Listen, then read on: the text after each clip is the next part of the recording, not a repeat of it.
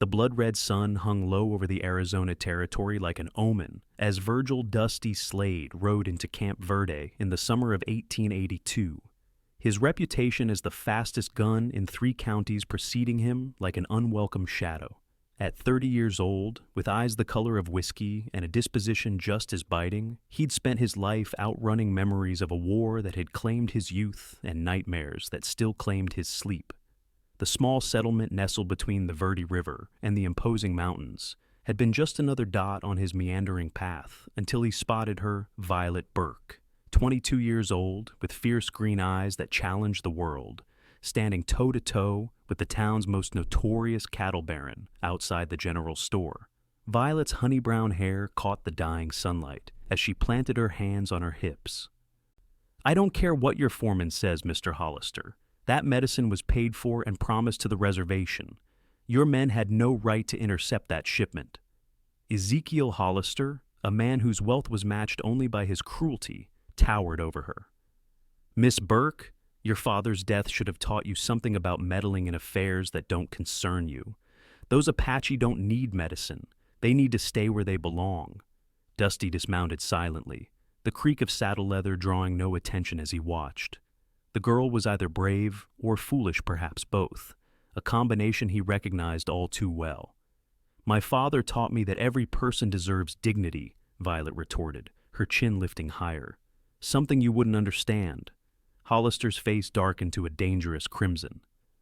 "You're as troublesome as your old man was. This town would be better off without another Burke stirring up trouble and sympathizing with savages." Dusty noticed the man's hand drifting toward his pistol, and before he could think better of it, he stepped forward. "Seems to me the lady's made her point clear enough." The cattle baron turned, his small eyes narrowing as he sized up the newcomer. "This doesn't concern you, stranger." "I'm making it my concern."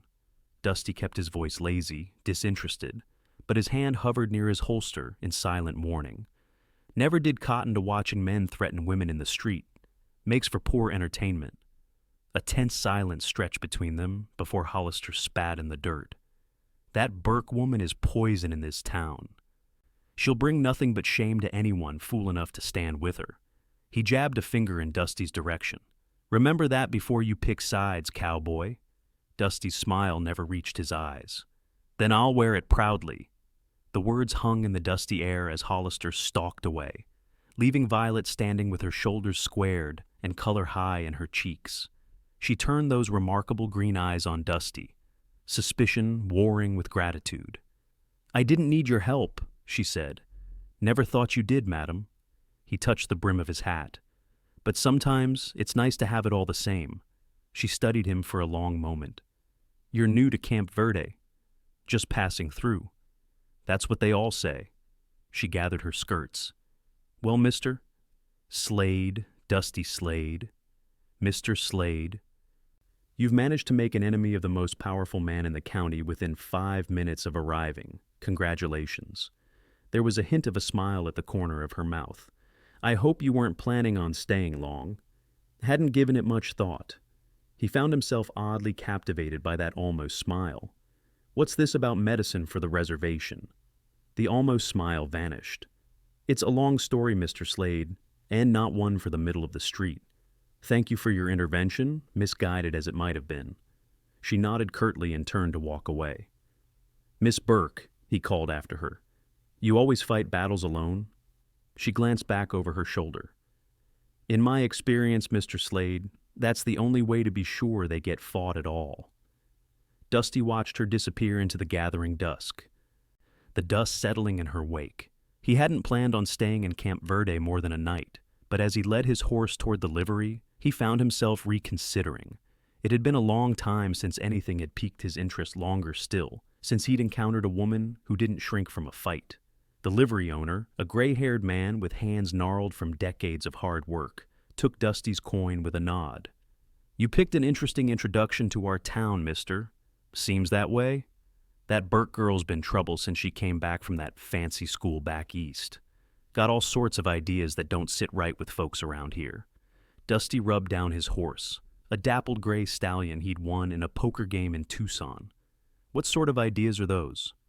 "That Indians deserve the same treatment as white folks." that women ought to have more say in things. The old man shook his head. Her father wasn't much better, God rest his soul. Dr. Burke treated everyone, regardless of color or standing. Got himself killed for his troubles 6 months ago. Killed? Dusty's hand stilled on the brush.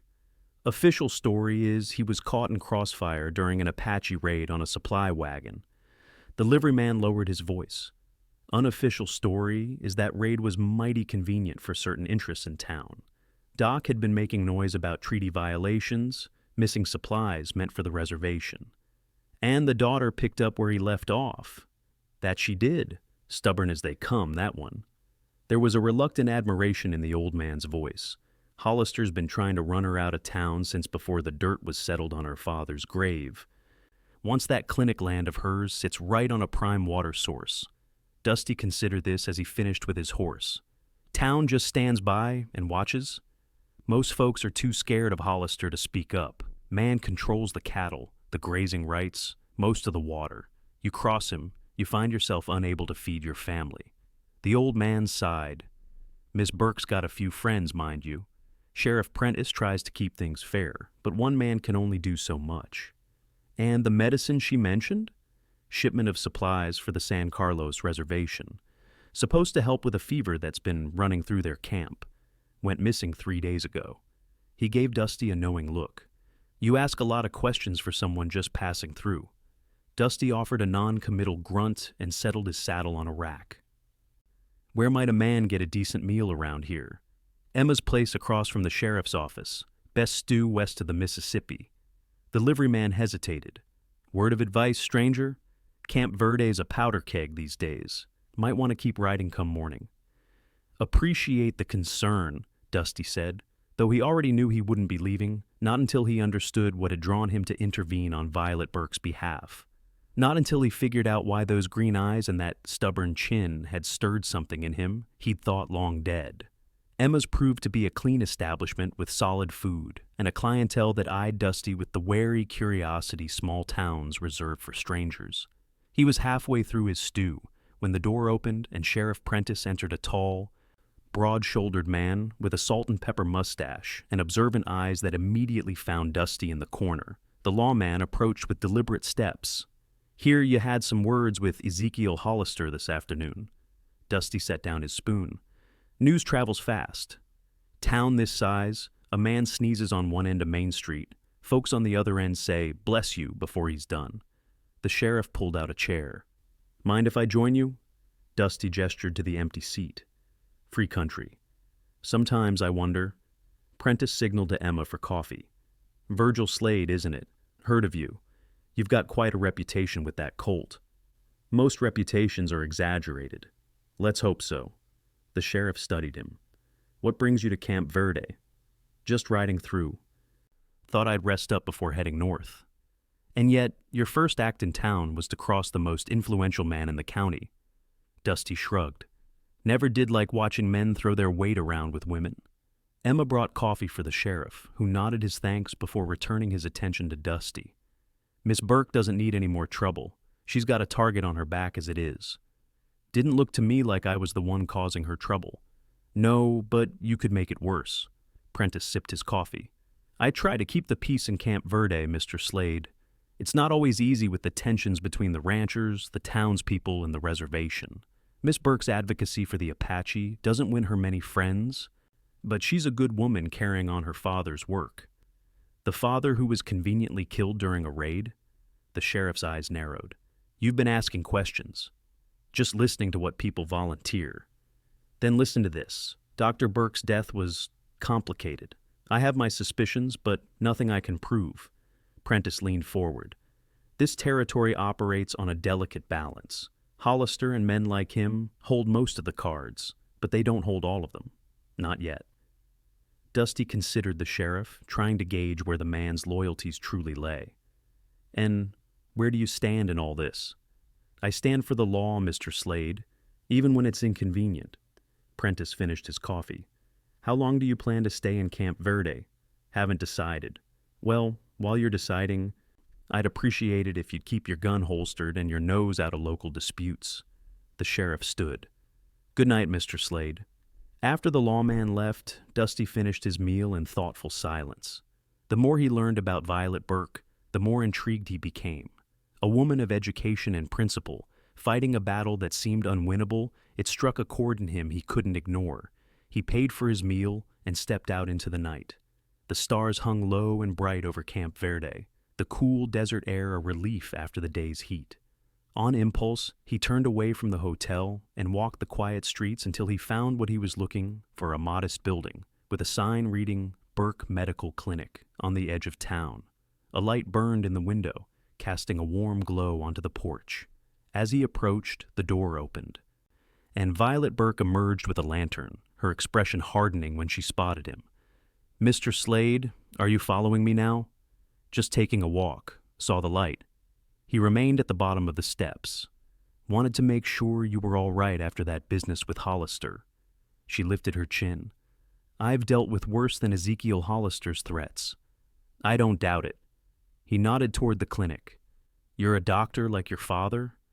"I assisted my father. I studied nursing in Philadelphia." Something flickered across her face, pride mingled with defiance. "I run the clinic now as best I can, though many in town prefer to ride 20 miles to the next settlement rather than be treated by a woman. Their loss." She studied him in the lantern light. "Why did you intervene today, Mr. Slade?" "You don't know me or my quarrels." Dusty considered the question. "I've seen too many good people crushed by men like Hollister. Thought maybe this time I'd do something about it before it happened." "And what makes you think I'm a good person?" "You know nothing about me." "I know you're fighting for medicine for people most of this territory would rather forget existed. That tells me enough." He looked past her to the clinic. "Your father was murdered, wasn't he?" Violet's knuckles whitened around the lantern handle. "You've been busy for someone just passing through." "People talk." "Yes, they do. They talk about how my father was a fool for treating Apache patients, how he deserved what happened to him." Her voice remained steady, but Dusty could hear the pain beneath it. "The official report says he was caught in crossfire. But my father knew those trails better than anyone. He wouldn't have been anywhere near a raid." "You think Hollister was behind it?" "I think my father had evidence of supplies being diverted from the reservation, food, medicine, tools promised by treaty. I think he was going to take that evidence to the territorial governor." She set the lantern down on the porch railing. "But I can't prove anything, Mr. Slade, and accusations without proof are just air." "What about the missing medicine shipment?" 3 days ago, a wagon carrying quinine and other supplies for the reservation was ambushed between here and Flagstaff. The driver was beaten, the supplies taken." Her eyes flashed with anger. "People at San Carlos are dying of fevers that could be treated." Dusty nodded slowly. "And you think Hollister's men took the medicine?" "I know they did, but again, no proof." He studied her for a long moment. There was something captivating about her determination, her refusal to back down, despite the danger she faced. "Miss Burke, I might be able to help." "Why would you?" Suspicion laced her words. "You're just passing through, remember? Let's just say I've developed an interest in local justice." He offered a half smile. "Besides, I find myself without pressing engagements elsewhere." Violet crossed her arms. "I don't need a hired gun, Mr. Slade." "Good, because I'm not offering to be one.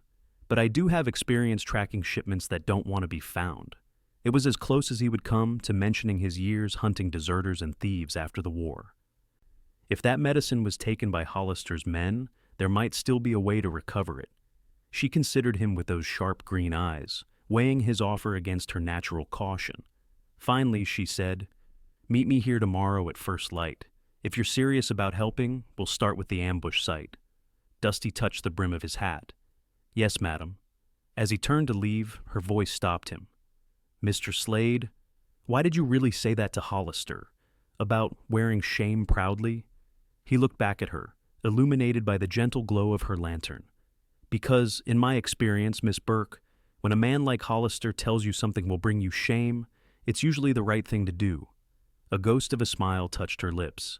"Good night, Mr. Slade. Good night, Miss Burke."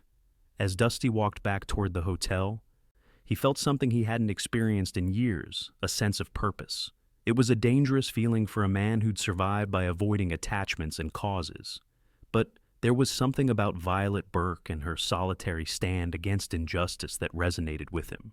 Tomorrow would come soon enough, bringing with it complications he couldn't yet foresee. But for the first time in a long while, Virgil Dusty Slade found himself looking forward to the dawn. Dawn came with the promise of another scorching Arizona day.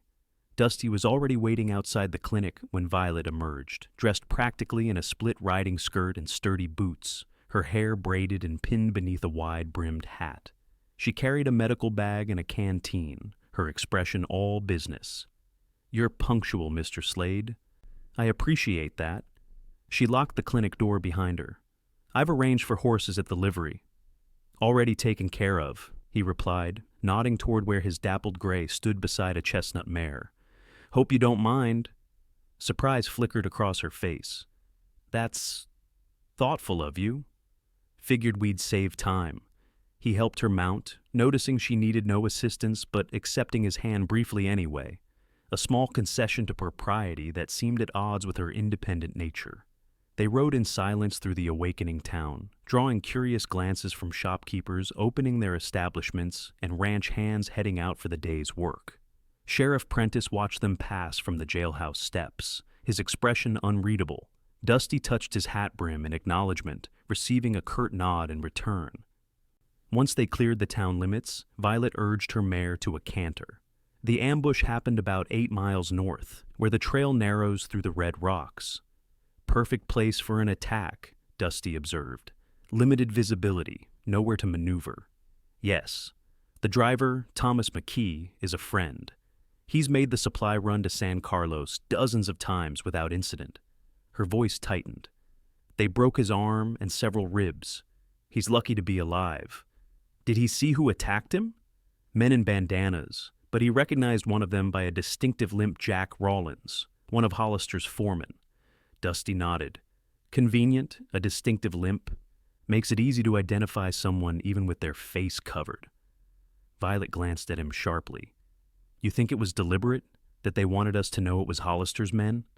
"Maybe. Or maybe they got sloppy." He adjusted his hat against the rising sun. "Either way, we need to know where they took the supplies." They reached the ambush site mid-morning. The narrow pass between towering redstone formations showed signs of the violence that had occurred. Bloodstains darkened the dusty ground, wagon tracks veered sharply off the trail, and splintered wood from crates lay scattered. Dusty dismounted and studied the scene, reading the story told in the dirt and rocks. 3 riders approached from the north. They waited here. He pointed to a sheltered overhang. "Wagon comes through, they block the path, force it to stop." Violet knelt beside some of the debris. This was one of the medicine crates. They didn't even bother taking everything, just smashed what they didn't want. "Making a point," Dusty said grimly. He walked the perimeter of the site, eyes tracking the hoofprints and disturbed earth. They headed east after the attack, away from town. 3 horses, plus a wagon or cart, something to carry the stolen supplies. "Hollister's main ranch is northwest of here. Why would they go east?" "Because they wouldn't take stolen goods back to Hollister's ranch. Too obvious." Dusty mounted his horse. They'd have a hideout, somewhere to store things that don't officially exist. Violet's eyes lit with understanding. "The old mining camp. There's an abandoned silver operation about 5 miles east in the foothills. Hollister bought the claim years ago when the vein dried up. Perfect place to hide contraband." Dusty offered his hand to help her mount. "You know the way?" She swung into her saddle without assistance. "I should. My father and I treated miners there before the operation closed." They followed the tracks eastward, the terrain growing more rugged as they left the main trail. The summer heat intensified as the morning progressed, the sun beating down mercilessly. Dusty noticed Violet kept pace without complaint, her riding skills evident in the way she handled the mare on difficult stretches. "Where did you learn to ride like that?" he asked during a brief rest to water the horses. "Doesn't seem like the sort of thing they'd teach in Philadelphia nursing school." A smile tugged at her lips. "I grew up in these hills, Mr. Slade. My father took me on his rounds from the time I was old enough to sit a horse. The formal education came later. Why come back? After Philadelphia, you could have stayed back east, practiced somewhere more. Appreciative of your skills." She was quiet for a moment, running her fingers through her mare's mane. My father needed me, and this land. She gestured to the vast landscape surrounding them, the red rocks and distant blue mountains. It gets in your blood. The people here, all of them, deserve care just as much as any Easterner. Even the ones who'd rather ride 20 miles than be treated by a woman. Especially them. Ignorance isn't cured by abandonment, Mr. Slade. He studied her, this woman who chose the harder path when easier ones were available. You're a rare sort, Miss Burke. So I've been told, usually not as a compliment. She mounted her horse. We should keep moving if we want to reach the mining camp before midday. They continued eastward, the tracks growing fresher as they approached the foothills. Dusty kept them moving at a cautious pace, alert for signs of lookouts or guards. Just before noon, they crested a ridge and saw the abandoned mining operation below a collection of weathered buildings, rusted equipment, and the dark mouth of a tunnel bored into the hillside.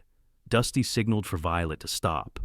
2 horses hitched outside the main building. Someone's home. She started to urge her horse forward, but he caught her reins. Hold on. We need to approach this carefully. Those supplies are needed urgently, Mr. Slade. Children are ill, and they won't be helped if we get ourselves shot. He dismounted and helped her down. We'll leave the horses here and go in on foot. Stay behind me. They secured their mounts in a grove of scrub oak and approached the camp on foot, using the uneven terrain for cover. As they drew closer, voices drifted from the main building, a former office that still had most of its roof intact. Had said to keep it here until next week, then we destroy it all. Seems a waste of good medicine. Orders is orders. Boss wants to teach those Apache sympathizers a lesson. Dusty glanced at Violet, whose face had tightened with anger. He put a finger to his lips and motioned for her to stay put, while he circled around to get a better view. From his new position, he could see through a broken window into the building. 2 men played cards at a table, rifles propped nearby. Behind them, crates were stacked, clearly labeled medical supplies. The shipment, intact. He made his way back to Violet. 2 guards, the medicine's there, I can handle the men, but we'll need a wagon to transport everything back. There should be a wagon in the equipment shed, she whispered, but how will you handle 2 armed men alone? Dusty gave her a level look. That's not something you need to worry about. If you're planning to kill them, I'm not. He checked his revolver. But they don't need to know that. Stay here until I call for you. Before she could protest further, he circled back around to approach the building from the front. He moved silently until he was at the doorway, then deliberately scuffed his boot on the threshold as he entered, hands conspicuously away from his weapon. Afternoon, gentlemen. Both men jumped to their feet, reaching for their rifles. Dusty stayed perfectly still, his expression calm. I wouldn't, he said quietly. I've got you both covered before you can raise those barrels. The older of the 2 men narrowed his eyes. Who the hell are you? Someone who's here for that medicine. Dusty nodded toward the crates. Nothing personal, just business. You're making a mistake, mister, the younger guard said. Those supplies belong to Mr. Hollister. Actually, they belong to the San Carlos Reservation, by way of the United States government. Dusty smiled thinly. Now, we can do this one of 2 ways. You can step aside and tell Hollister you were overpowered, which has the virtue of being true, or we can find out how fast I really am with this Colt. The older guard exchanged a glance with his companion. You're outnumbered.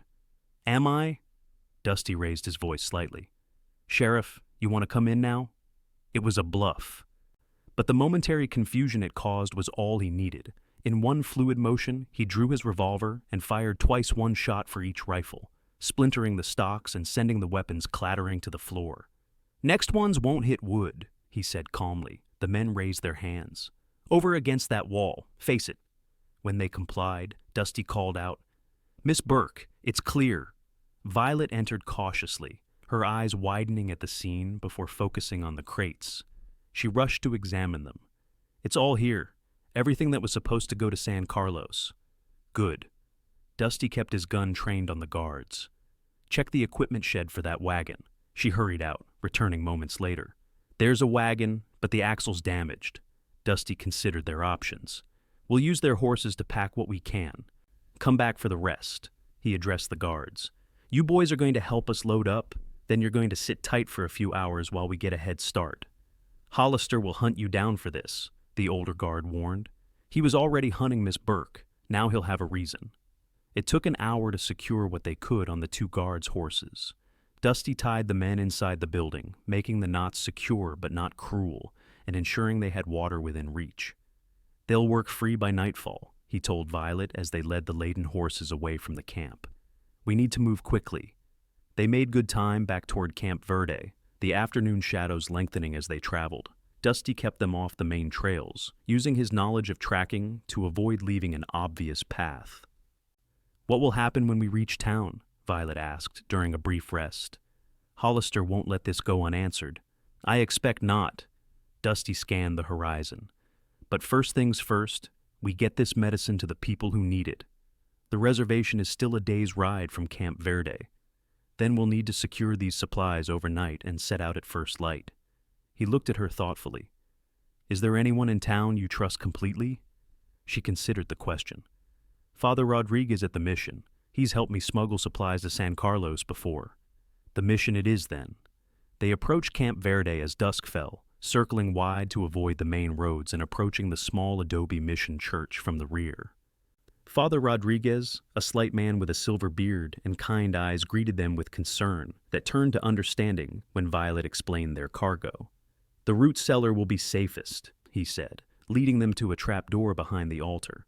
No one will think to look in the house of God for stolen property. Not stolen, Violet corrected firmly. Recovered. The priest smiled. As you say, my child.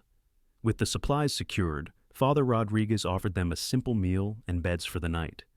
Though perhaps, Miss Burke, you should return to your clinic. Your absence will be noted, and questions will be asked. He's right, Dusty agreed. We shouldn't both disappear on the same day the medicine mysteriously reappears. Violet reluctantly nodded. I'll go back. But I'll meet you here at dawn to travel to San Carlos. No, Dusty said firmly. I'll take the supplies to the reservation. You need to maintain your normal routine. Her green eyes flashed with indignation. That medicine was my responsibility. I'm not sending a stranger in my place. Miss Burke, Father Rodriguez intervened gently. Mr. Slade speaks wisely. If you both vanish from town, suspicion will fall on you immediately. If you are seen going about your normal duties while the medicine mysteriously reaches those who need it. I can write a letter to the agent at San Carlos, she said after a moment, explaining the situation. Dusty nodded. That would help. Later, as Violet prepared to return to town, she drew Dusty aside in the mission's small garden. The evening air was cool, fragrant with sage and desert blossoms. Why are you doing this? She asked quietly. You're risking Hollister's wrath for people you don't even know. Dusty leaned against the adobe wall, moonlight casting shadows across his face. Maybe I'm tired of riding away from fights that matter. There are easier fights to pick. Easier, yes, but not more worthy. He studied her in the soft light. Your father, he must have been quite a man. Something softened in her expression. He was. He believed that healing wasn't just about medicine, it was about justice, about seeing the humanity in everyone. She looked away. I miss him every day. What happened to your mother? Influenza when I was 12? That's what inspired my father to become a doctor. He couldn't save her, but he could try to save others. She wrapped her arms around herself against the evening chill. What about your family, Mr. Slade? He was silent so long she thought he wouldn't answer. Finally, he said, Lost them in the war, not to bullets to typhoid in a refugee camp while I was away fighting. I'm sorry. It was a long time ago. But his voice betrayed that some wounds never truly healed. You should go before it gets any later. Violet nodded, but hesitated. Be careful at San Carlos. The agent there, Williams, is in Hollister's pocket. Don't trust him with information about where the medicine came from. Noted? She surprised him by extending her hand. Thank you, Mr. Slade. Regardless of your reasons, what you're doing matters. He took her hand. Struck by how small it felt in his own, despite the strength he knew it contained. You can call me Dusty, you know, if we're going to be conspirators. A smile touched her lips. Then you should call me Violet, though perhaps not in public. The gossips in Camp Verde have enough to talk about as it is. Wouldn't want to give them more ammunition. No, but there was something in her eyes that suggested she wasn't entirely concerned about town gossip. "Good night, Dusty. Safe journey tomorrow." "Good night, Violet." He watched her walk away toward town, a solitary figure in the moonlight, and felt an unfamiliar tightness in his chest. Dusty Slade had spent years avoiding entanglements of any kind, especially those involving principle or emotion. Yet here he was, neck deep in both, because of a green-eyed woman with more courage than sense. Tomorrow would bring new complications, he was certain. But for tonight, he had the strange satisfaction of knowing he'd done something worthwhile for the first time in longer than he could remember. Dawn had barely broken when Dusty set out for the San Carlos reservation, with the recovered medicine packed on a mule borrowed from Father Rodriguez. He carried Violet's letter to the Apache leaders, carefully avoiding the agency office where the corrupt agent might intercept him. The journey took most of the day, the summer heat intensifying as he traversed the rugged terrain. It was mid-afternoon when he reached the reservation, a desolate stretch of land where the government had confined members of various Apache bands, many of whom had been traditional enemies before being forced together. Dusty approached cautiously, aware of eyes watching him from the scattered dwellings. A group of men met him before he reached the main settlement, their faces impassive but their postures alert. "I bring medicine," Dusty called out, keeping his hands visible, "from Dr. Burke's daughter in Camp Verde." One of the men stepped forward, older than the others, with deep lines etched in his weathered face. "I am Nashoda. The agent sends no word of medicine." "The agent doesn't know." Dusty dismounted slowly. "Miss Burke asked me to deliver this directly to your people, along with this letter." Nashoda took the letter, examining the seal before passing it to a younger man beside him. "My son reads the white man's words." The young man, educated at one of the government schools, Dusty guessed, read Violet's letter aloud in Apache before translating for Dusty's benefit. "She says you helped recover medicine that was stolen, that you can be trusted." Dusty nodded. "The supplies were taken by men working for Ezekiel Hollister. They never intended for them to reach you." Nashoda's eyes narrowed. "Hollister, we know this name. He takes much, gives nothing. That seems to be his way." The Apache leader gestured for his men to unload the mule. "You will come. Share our fire tonight. Tomorrow is soon enough to return." It wasn't a request, and Dusty recognized the subtle test being offered. "I'd be honored." The medicine was received with visible relief by the community, especially by the women tending to feverish children in makeshift shelters. A gray-haired woman, who served as the tribe's healer, examined the supplies with knowing hands, nodding her approval. "She says the white woman sends good medicine," Nashoda translated, "strong against the fever." That evening, as Dusty sat at the communal fire, sharing a simple meal, he listened to the Apache discuss their situation in their own language, catching only occasional words he recognized from his time on the frontier. The young translator, whose name was Thomas, occasionally included him in the conversation. "My father says you fight against your own people for us," Thomas said. "Why?" Dusty considered his answer carefully. "Not against my own people, against injustice. There's a difference." The young man translated, and Nashoda studied Dusty across the fire. "Burke woman, she fights this way for many seasons, her father before her. Few white people see Apache as human." "Miss Burke is unusual," Dusty agreed. Something like amusement flickered in Nashoda's eyes. "You speak her name differently, like music." Dusty felt an unaccustomed warmth in his face that had nothing to do with the fire. "She's a brave woman, doing what's right when it would be easier not to." Nashoda spoke at length in Apache, with Thomas translating. "My father says that such a woman is rare as rain in summer. A man who finds such a woman should not ride away too quickly." Dusty didn't respond directly, but the old man's words stayed with him as he bedded down for the night under a canopy of stars. He had planned to move on after resolving Violet's immediate problem, continuing the rootless existence he'd maintained since the war. Now, he found himself reluctant to leave Camp Verde and its remarkable doctor. He returned to the mission the following evening to find Violet waiting anxiously in Father Rodriguez's garden. "You're back," she said, relief evident in her voice. "Was there any trouble?" "None. The medicine is being distributed as we speak." He handed her a small pouch. "The healer sent this for you, herbs of some kind. Said you would understand." Violet opened the pouch and inhaled the fragrant contents, a smile brightening her face. "Willow bark and sage. She remembers what my father taught her." She looked up at Dusty. "Thank you, truly." "Don't thank me yet," he cautioned. "Hollister's men will have reported back by now. There will be consequences." As if on cue, Father Rodriguez appeared at the garden door, his expression grave. "Miss Burke, Mr. Slade Sheriff Prentice is looking for both of you. It seems Ezekiel Hollister has filed charges of theft and trespassing." Violet's face paled. "Against me? Against both of you?" The sheriff said he would check the clinic first, but will likely come here next. Dusty exchanged a look with Violet. "We knew this was coming." "Yes, but I didn't think Hollister would be brazen enough to admit ownership of medicine meant for the reservation." She straightened her shoulders. "We should go to the sheriff's office ourselves. Better than being brought in." Father Rodriguez nodded. "I will pray for you both." They walked together through the quiet streets of Camp Verde, the setting sun painting the adobe buildings in shades of gold and amber. Few townsfolk were about, but those who were watched them passed with undisguised curiosity. "Hold your head high," Dusty murmured. "You've done nothing wrong." Violet gave him a sidelong glance. "Technically, we did steal those horses.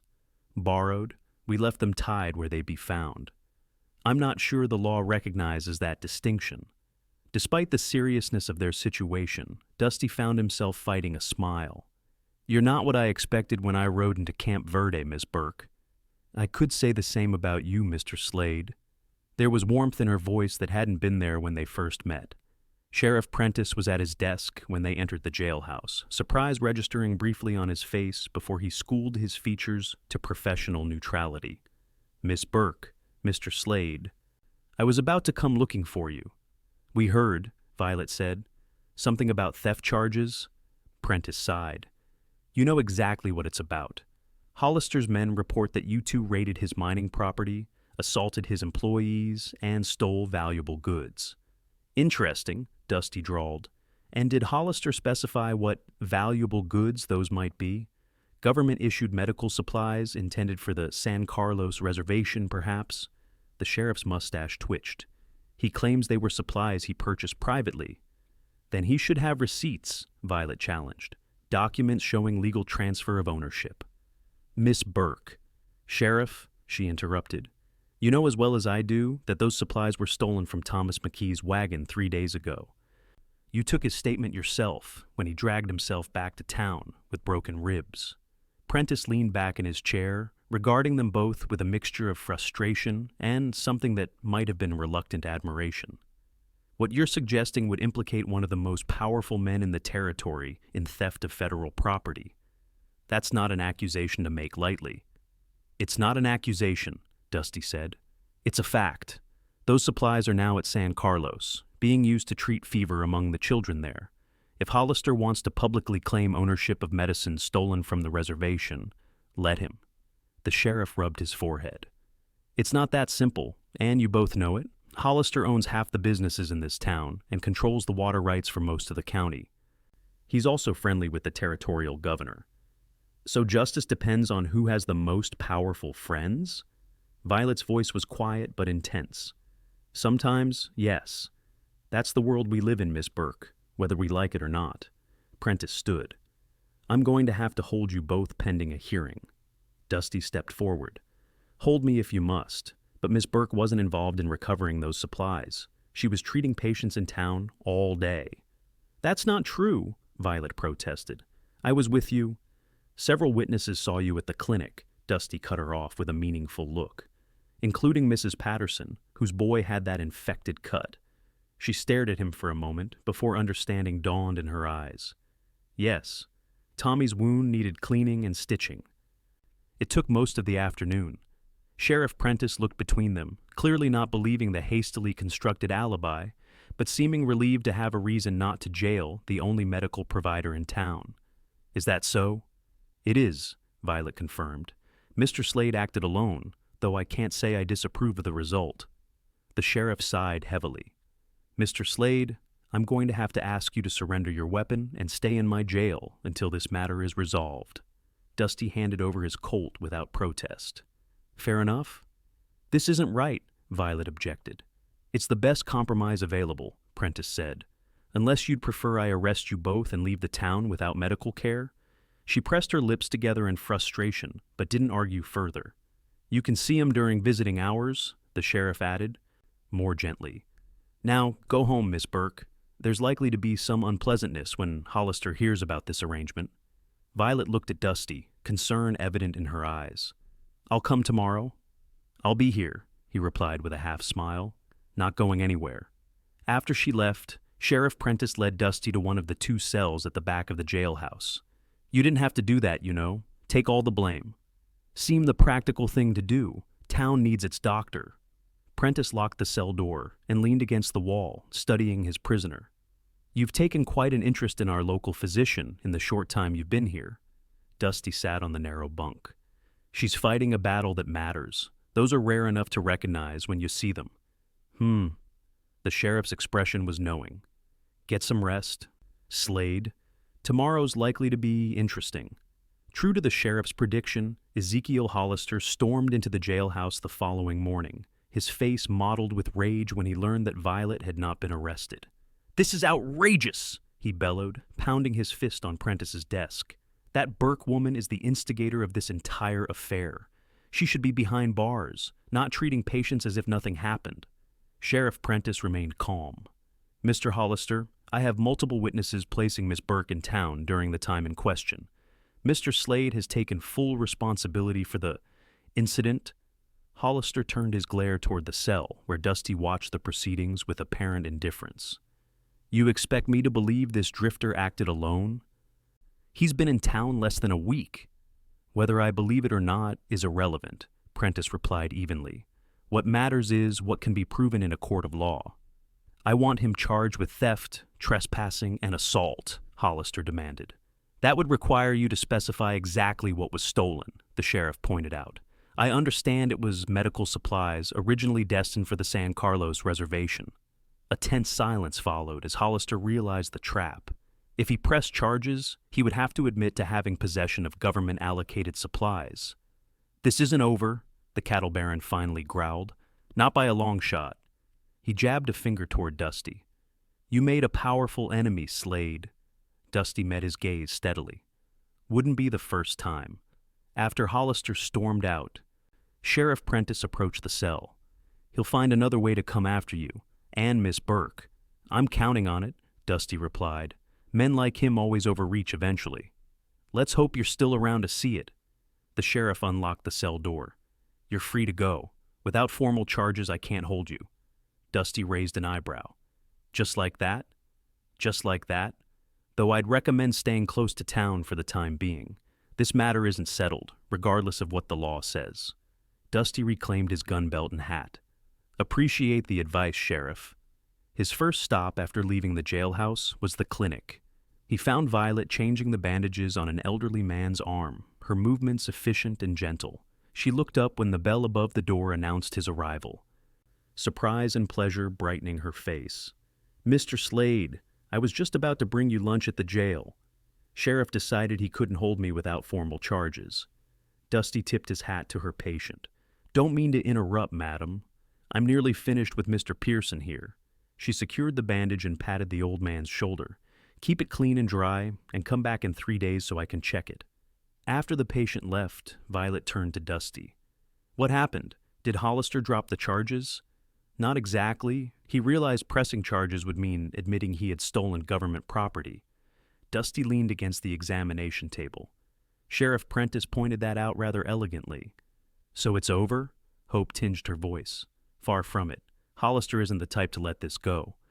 He's just looking for another angle."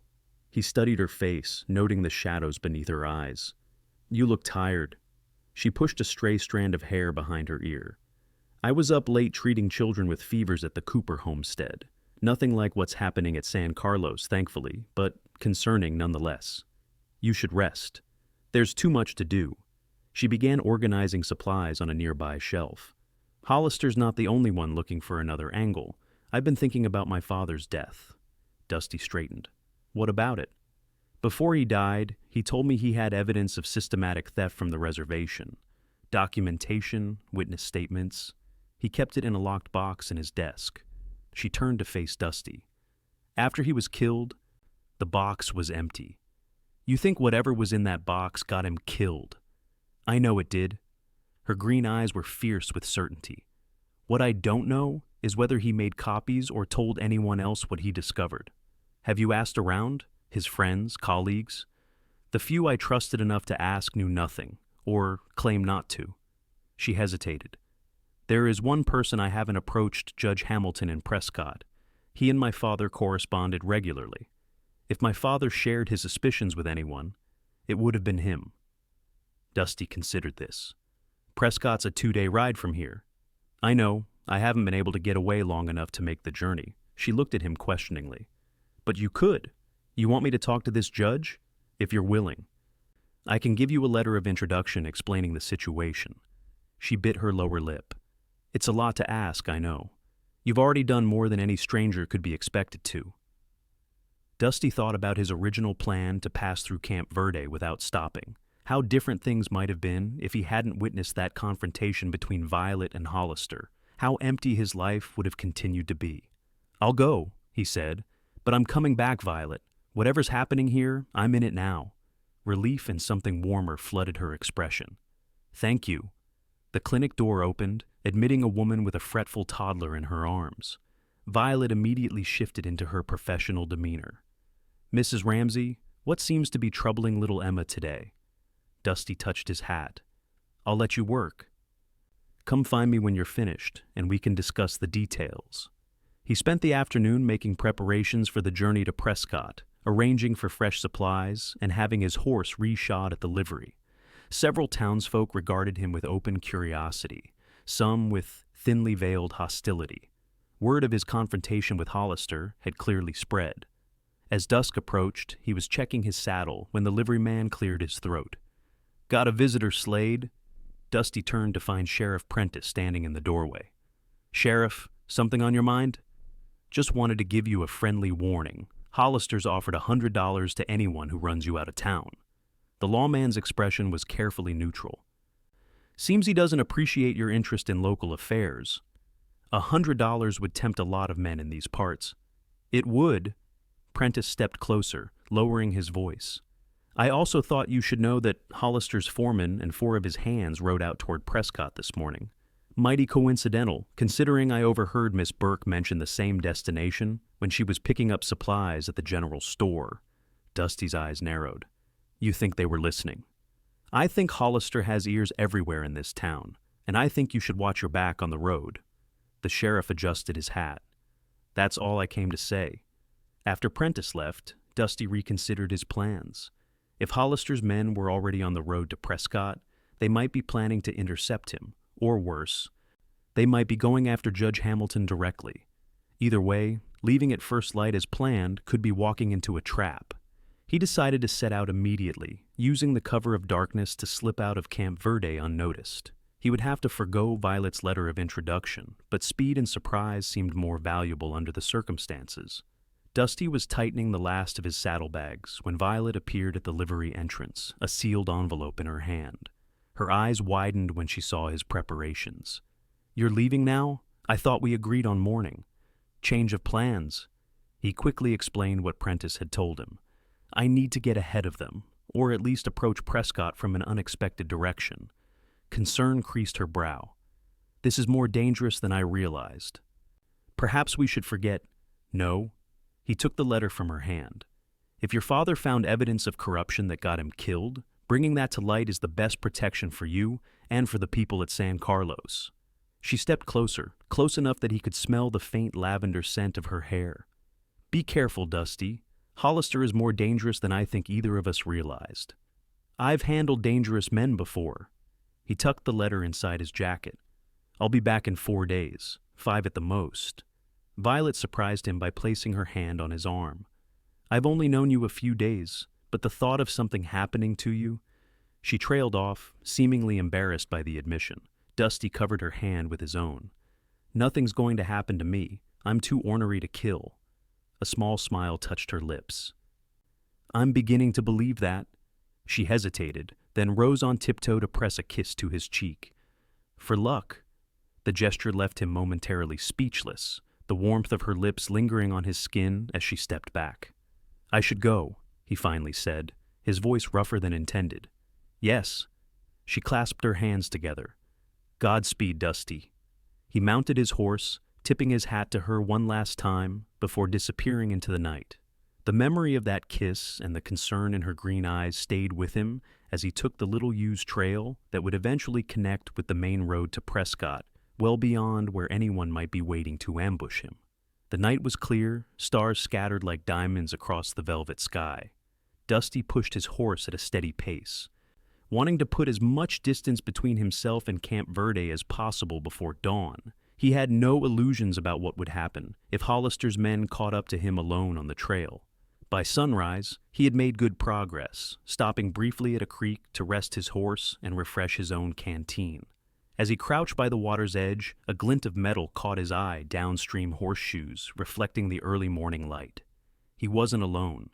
Dusty led his horse into the cover of a rocky outcropping, drawing his rifle from its scabbard as he watched 3 riders approach the creek. He recognized Jack Rawlins, Hollister's foreman, with the distinctive limp among them. They were moving fast, clearly with purpose. He waited until they had watered their horses and moved on before emerging from his hiding place. They were heading straight for Prescott by the main road, which confirmed his suspicion that Judge Hamilton was their target rather than himself. Dusty changed his route, taking a more difficult path through the highlands that would be harder to track. It added miles to his journey, but decreased the chances of an encounter with Hollister's men. By pushing his horse to its limits, he might still reach Prescott before them, or at least not long after. The sun beat down mercilessly as the day progressed, the terrain growing increasingly rugged. Dusty conserved his water, knowing the next reliable source was still hours ahead.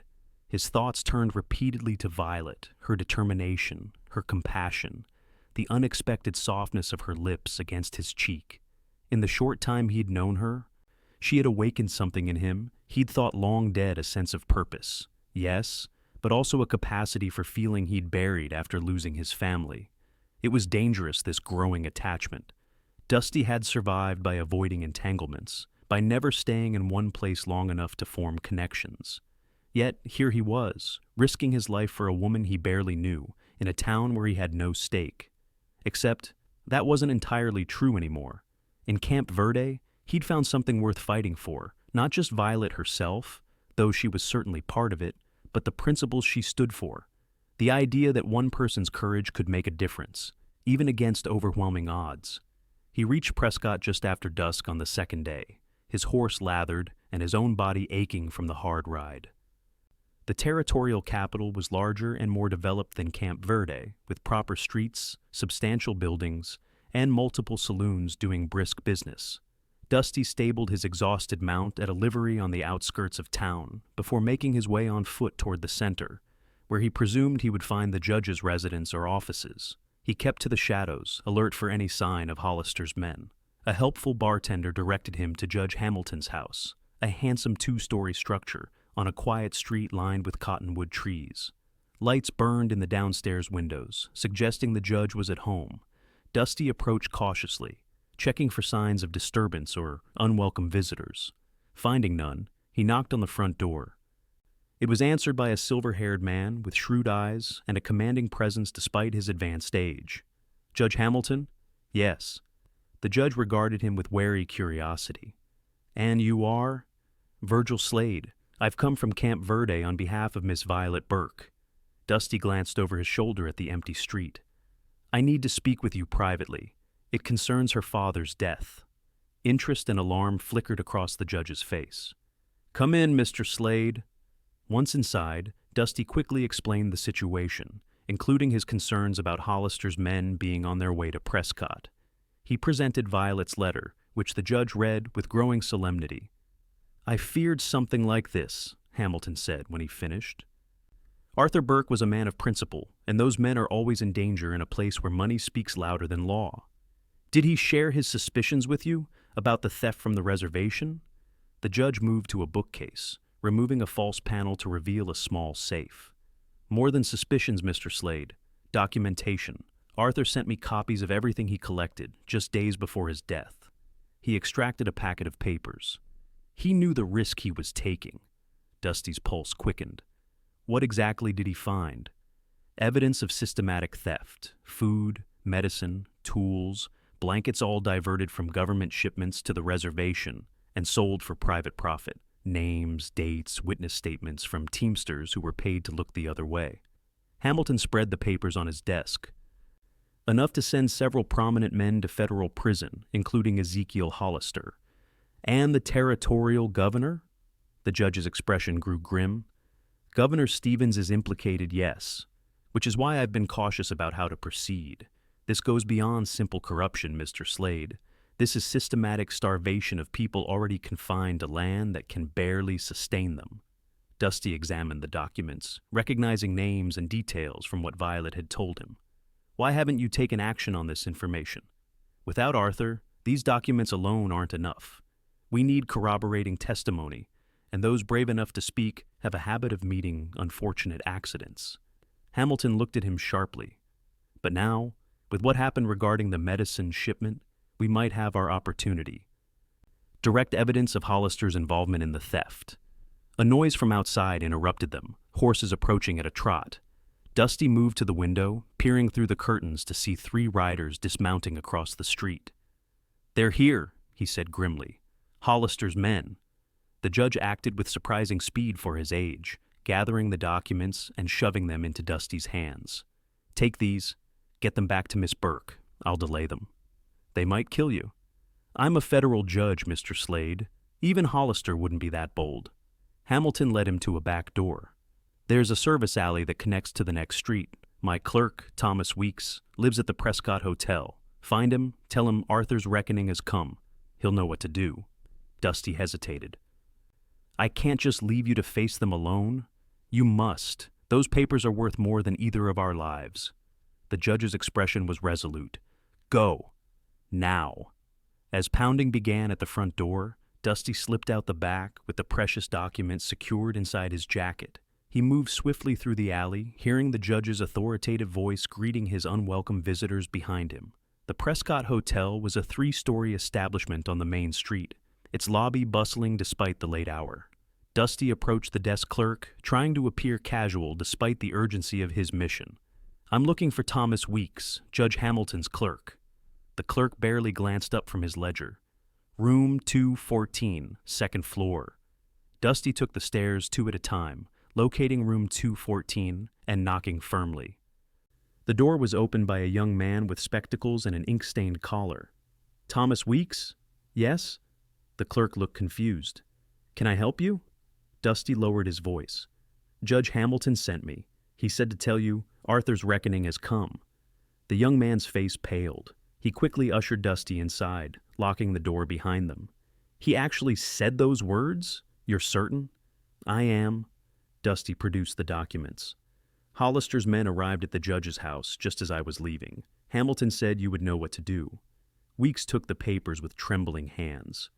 "These are Dr. Burke's findings. We've been waiting for the right moment."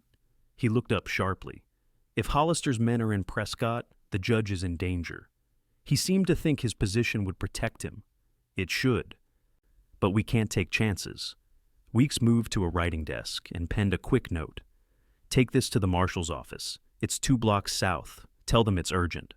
While Dusty was gone, Weeks organized the documents and prepared additional papers. When Dusty returned with assurances that the marshal was checking on Judge Hamilton, the clerk explained the next steps. "The judge has a plan in place. These documents, combined with sworn testimony about the recent medicine theft, will be enough to request a federal investigation, one beyond the governor's ability to quash." He handed Dusty a sealed envelope. "This goes to Miss Burke. It contains official copies of her father's evidence, countersigned by Judge Hamilton. She must take it directly to Major Collins at Fort Verde. He's one of the few Army officers not in Hollister's pocket. And what about the judge? And you? The marshal will ensure our safety tonight. Tomorrow, Judge Hamilton will formally request federal agents from the Justice Department." Weeks adjusted his spectacles. "After that, things will move quickly, which is why Miss Burke must act immediately upon your return." Dusty spent the night in a back room at the marshal's office, resting for the return journey while men he trusted kept watch. Word came that Judge Hamilton was safe, though Hollister's men had made thinly veiled threats before being escorted from his property by deputy marshals. At first light, Dusty set out for Camp Verde with the precious documents secured in his saddlebags, and the sealed letter for Violet tucked inside his jacket, close to his heart. He took a different route back, one less direct, but less likely to encounter Hollister's men, who would presumably be returning to report their failure. The journey was tense, every distant rider a potential threat, every unusual sound a warning. Dusty pushed himself and his horse hard, stopping only when absolutely necessary to rest and water. Camp Verde and Violet seemed impossibly distant, yet the thought of seeing her again, of delivering the means to vindicate her father, drove him forward through exhaustion and danger. He reached the outskirts of Camp Verde as dusk was falling on the fourth day, the town's lights twinkling in the gathering darkness like beacons calling him home. It was a strange thought. He'd never considered any place home since the war, but something about returning to Violet felt right in a way nothing had for years. Dusty approached cautiously, using the cover of deepening shadows to make his way to the clinic without being observed. Light spilled from the windows, and through the glass, he could see Violet moving about inside, preparing medicines or organizing supplies. He tethered his horse behind the building and knocked softly at the back door. It opened almost immediately, revealing Violet with a pistol in her hand, a precaution that spoke volumes about the days he'd been gone. "Dusty!" The gun lowered, relief washing over her features. "Thank God. Come in quickly." Inside, she secured the door behind him, then surprised him by pulling him into a fierce embrace. "I was so worried. There have been rumors that Hollister's men caught up to you." He returned the embrace, allowing himself a moment to savor the feeling of her in his arms, the scent of her hair, the warmth of her body against his.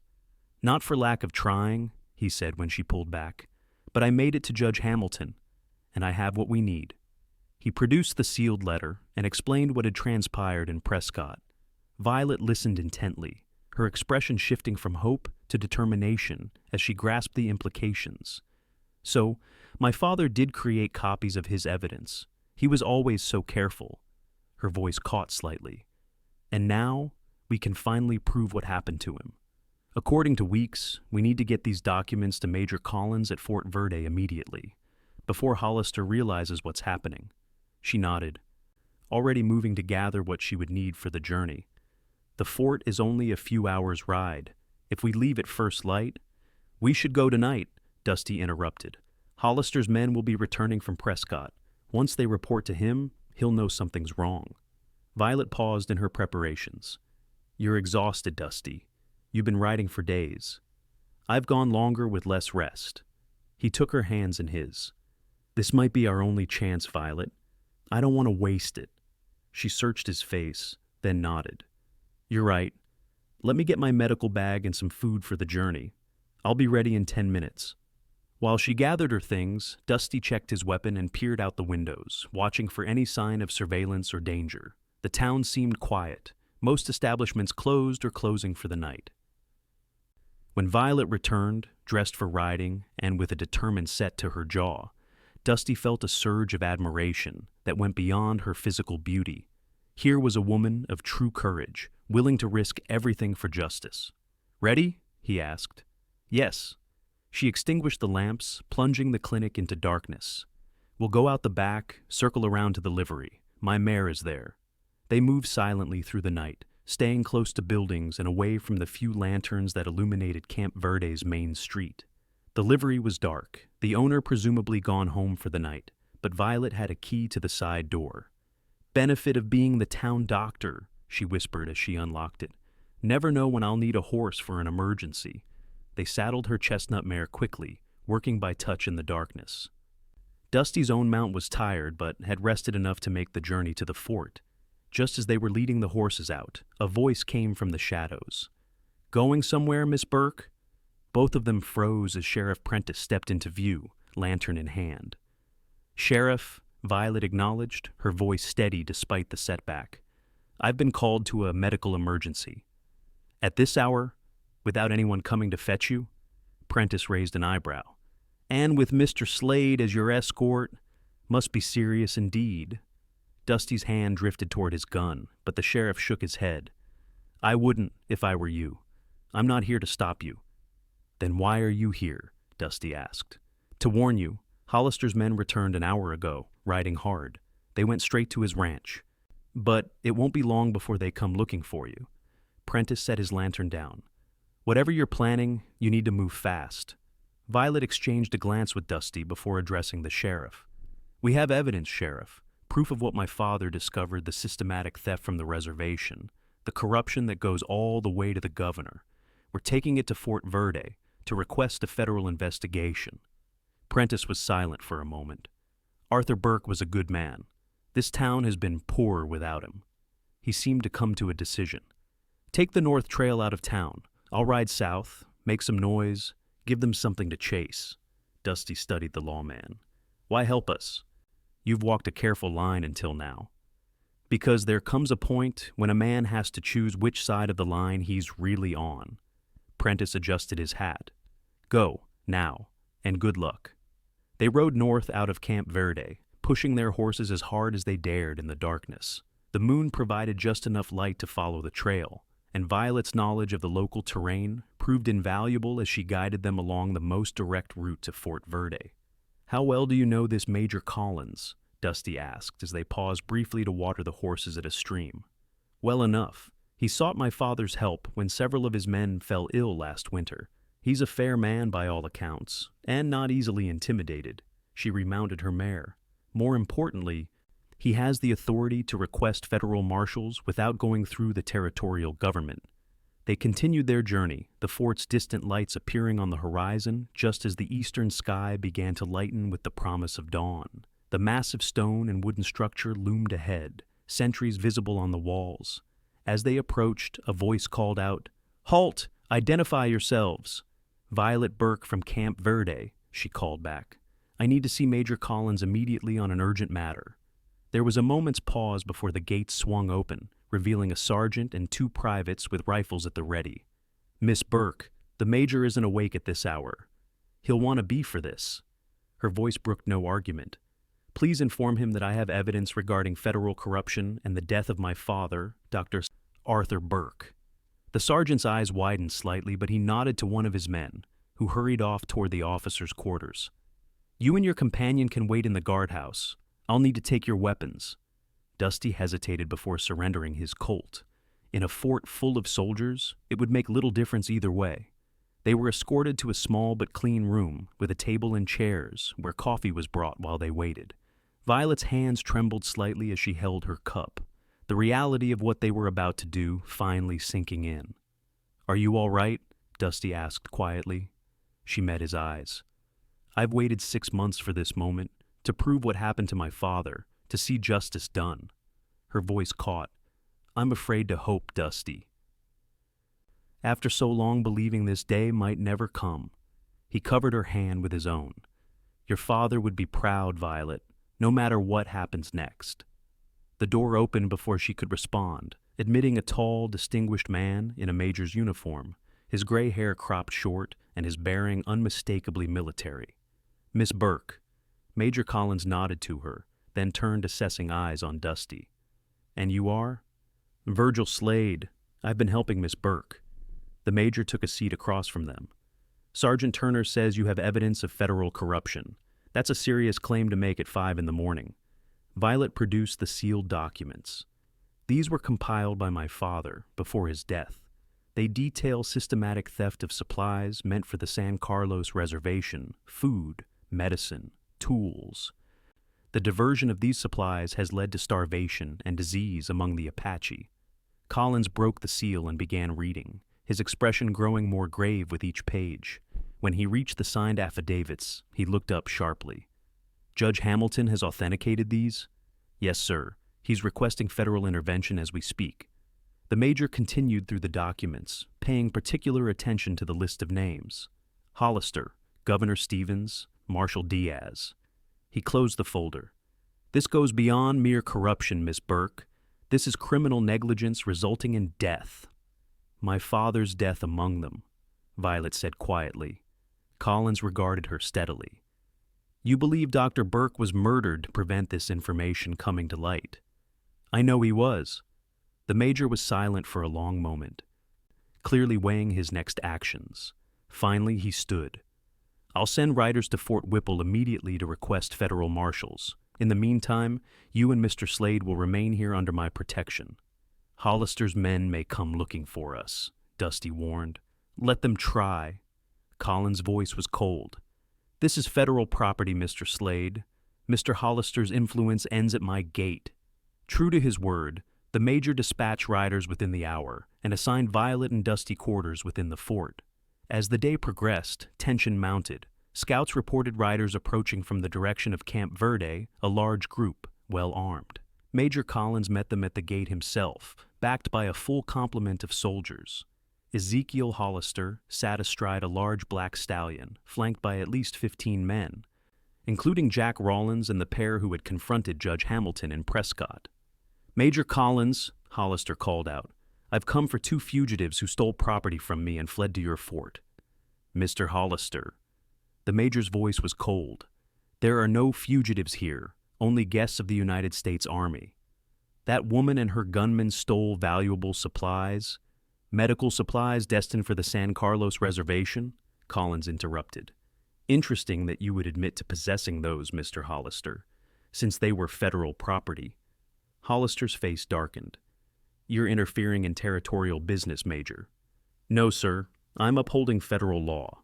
Collins stepped forward. I suggest you and your men return to Camp Verde. Federal marshals are already en route from Fort Whipple with warrants for several arrests. Warrants? For the first time, uncertainty crossed Hollister's face. On whose authority? Judge Hamilton's and the United States Department of Justice. The major's voice carried to all present. The systematic theft of supplies from Indian reservations is a federal crime, Mr. Hollister, as is the murder of a federal witness. Murmurs ran through Hollister's men. Several exchanged uneasy glances, clearly reconsidering their position. Hollister's face contorted with rage. This is absurd. You have no proof. We have extensive documentation, sworn testimony, and financial records. Collins gestured to his armed men.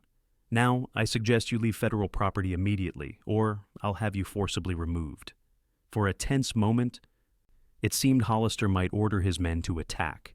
Then, with a vicious curse, he wheeled his horse around. This isn't over, Collins.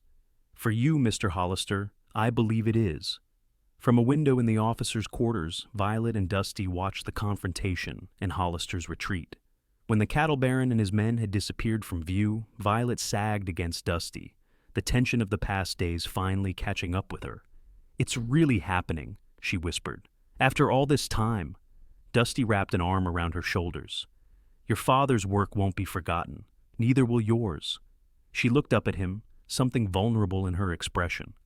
What happens now, after the marshals come, after the arrests? He understood she wasn't asking about the legal proceedings. I don't know, he admitted. I haven't thought beyond keeping you safe, bringing these documents where they needed to go. Will you leave? The question was direct, her green eyes searching his face. Move on to the next town, the next fight? Dusty considered his answer carefully. For years he had drifted without purpose, avoiding attachments, telling himself it was better that way. But meeting Violet had changed something fundamental. Within him awakened a longing for connection, for meaning beyond mere survival. I don't want to, he said finally, his voice rough with honesty. For the first time in a long time, I've found something worth staying for. Something? Or someone? A hint of a smile touched her lips. Both. He brushed a strand of hair from her face. If you'll have me, Violet, I'd like to see what might grow between us. I'm not a doctor or a scholar, but I'm a quick study. I could help with the clinic, learn what you need me to know. Her smile widened. Are you offering to be my nurse, Dusty Slade? I'm offering to be whatever you need me to be. He grew serious. I know there will be talk. A woman like you associating with a man of my background. It might bring shame to your reputation. Violet reached up to touch his face, her palm warm against his cheek.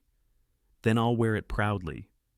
The words, his own words from their first meeting, filled Dusty with a warmth that spread through his entire being. Slowly, giving her time to pull away if she wished, he lowered his head and brushed his lips against hers. She responded immediately, her arms sliding around his neck as she returned the kiss with unexpected passion.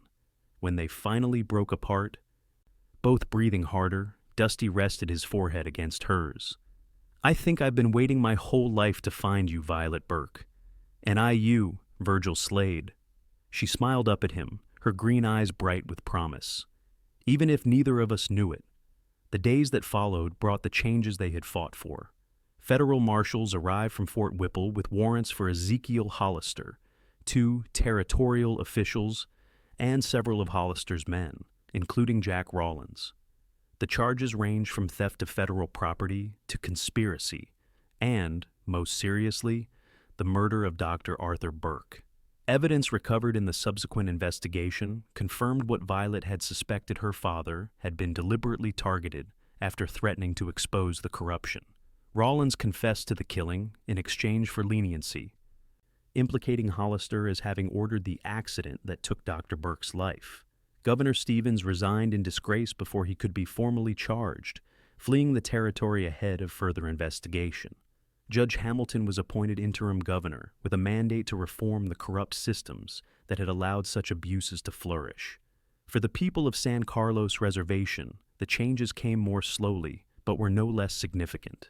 A new Indian agent was appointed, one who worked closely with Violet to ensure medical supplies reached those who needed them.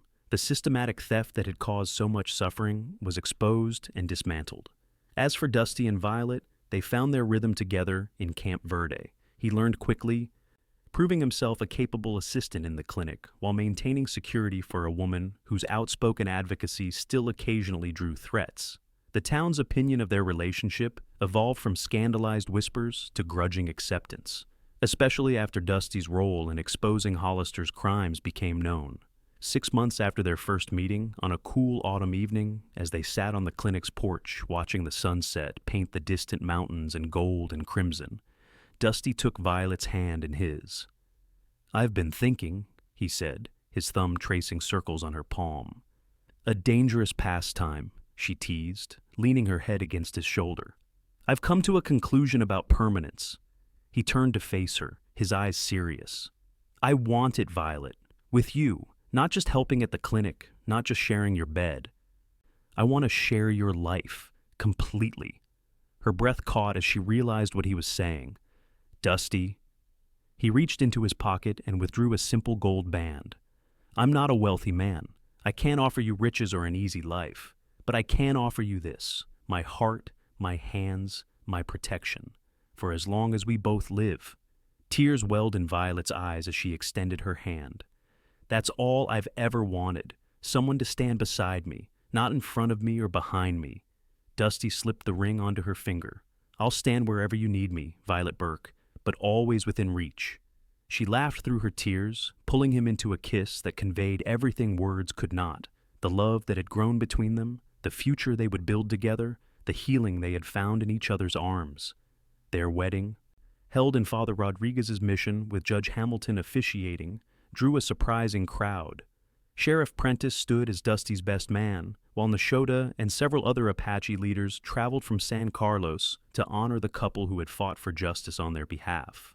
In the years that followed, Violet and Dusty expanded the clinic, training local women as nurses and continuing Dr. Burke's legacy of providing care to all who needed it, regardless of race or standing. When their first child was born, a son they named Arthur, after Violet's father, the celebration extended beyond Camp Verde to the reservation and surrounding settlements. Dusty never did resume his drifting ways. The man who had once avoided attachments found himself happily rooted in family and community, his past skills redirected toward protecting those who couldn't protect themselves. Together, he and Violet raised 3 children who grew up understanding that principles were worth fighting for, and that true courage often meant standing alone until others found their own courage to join you. On their 10th anniversary, as they stood on the porch of their home watching their children play in the yard, Dusty wrapped his arms around his wife from behind, pressing a kiss to her temple. "Any regrets?" he asked softly. Violet leaned back against his chest, her hands covering his. Not one.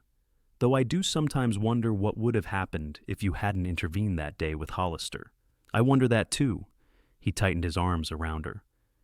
But then, I remember what you taught me, that sometimes the hardest path is the only one worth taking. She turned in his embrace, those remarkable green eyes still capable of taking his breath away after all these years. They said I'd bring you shame, cowboy. Dusty smiled, repeating the words that had changed both their lives. Then I'll wear it proudly. And as the Arizona sunset bathed them in golden light, two people who had once fought alone stood together, their shared strength a testament to what love could build from courage and conviction in even the harshest of landscapes.